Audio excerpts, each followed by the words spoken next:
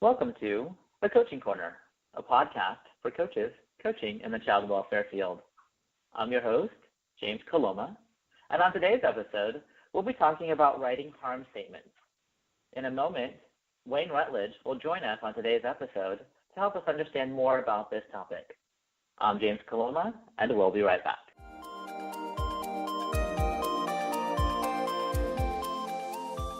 Hi, Wayne. Thank you for joining us today. My pleasure. So, Wayne, tell us a little about yourself. I spent 21 years in child welfare, and I retired earlier this year and joined the academy. And I'm now currently a practice consultant working with social workers, and my assignment is currently San Bernardino County.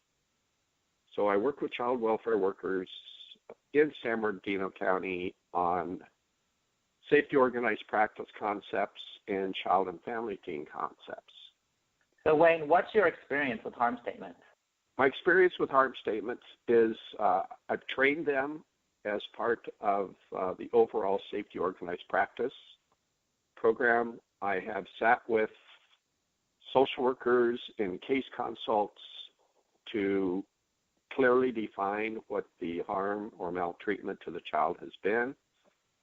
And then I've also had the privilege of sitting in homes or offices with the parents of children who have become involved with the agency and created a harm statement with the parent so they can have a clear understanding of why the agency has become involved with their family. Do you know any of the history of harm statements? They originated with two social workers in Western Australia back in the 1990s, Andrew Turnell and Steve Edwards, and they are part of an overall concept or program called Signs of Safety that they developed back then. And they developed that because they wanted to create a balanced, family-centered approach to child welfare, not only looking at the problems, but also looking at the strengths and the safety that a family demonstrates. So even though we're talking about harm today, it is part of that overall balanced approach to working with families. And harm statements are written in a family-centered approach that uses their language, so it's something they understand and not written in agency language that is sometimes confusing. Okay. Is there an actual definition of what a harm statement is? I know you talked a little bit about it, but what is the actual definition of what a harm statement is? It's a clear and behaviorally specific statement about past harm or maltreatment a child has received. It is something that has already happened. It's not anything about the future. So what does harm statements consist of?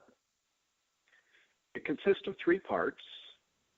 Who made the report, or if it's anonymous or if it's confidential, you would start out with, it was reported.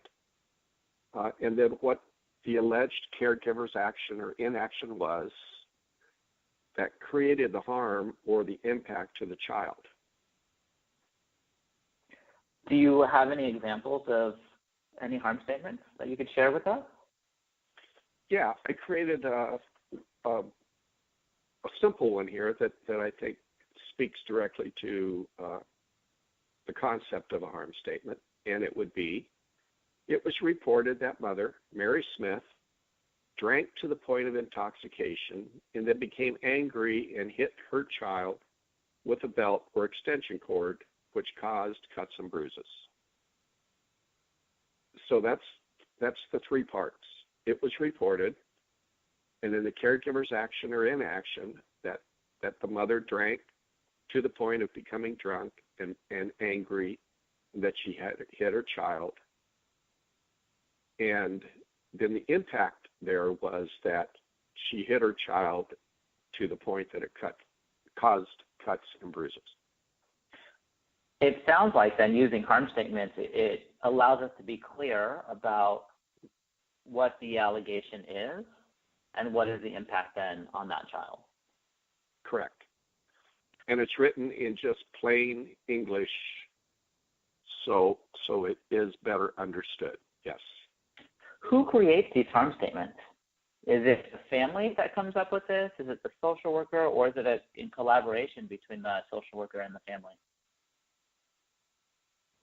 And initially, what we would like to see is for the hotline to create an initial harm statement, and that would be to help clarify what the caller was reporting when they called in their report of suspected abuse. Oftentimes, referrals get long and wordy, and it's hard to really sort out what the caller is concerned about. So if the hotline could help clarify that for the social worker, that would be great. And then once the social worker gets the referral and begins their evaluation and assessment and gathers information, they can kind of revise that harm statement based on information received. And if it's found to actually be substantiated that harm or maltreatment occurred to a child, I think ideally you would want them to go and sit with the parent and co-create a new harm statement that is written in family language and clearly understood by the parent. Where can harm statements be used? I know you spoke about it should be created with a hotline and then revised over the life of a case. Right. But where can they be used? They can be used with the family. They can be part of,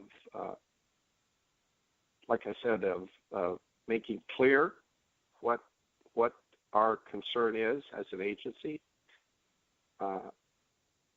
If they have to become involved with the court, the family then would have a clear understanding of why we're involved with the court, because they have helped create the harm statement. So Wayne, is there anything else that you want to tell us about harm statements, about writing harm statements? I think the only other thing that I would say is I think it is an excellent tool to use in supervision for the social worker and the supervisor to have a clear understanding of why the social worker feels like there was or was not harm. And it is an excellent supervision tool then that if harm did occur, the supervisor and the social worker can be on the same page moving that case forward. Okay, that's a good note to end on. Thank you so much for talking with us today. My pleasure. Thank you. All right, so we'll be right back.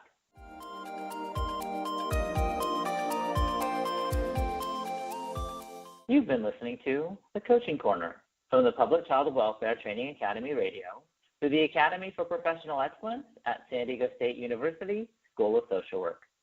For more information about the Academy for Professional Excellence and the services we offer, please visit us on the web at theacademy.sdsu.edu. You can also subscribe to the Academy for Professional Excellence's YouTube channel by searching for the Academy SDSU. If you want to get a hold of us and let us know what you think about this podcast, please go to our website and click on the Contact Us link, and in the subject line, reference the title of this podcast. A special thank you to our guest today, Wayne Rutledge. Please join us next time as we explore other topics in the child welfare arena. I'm your host, James Coloma, and now go out there and inspire and innovate our child welfare field.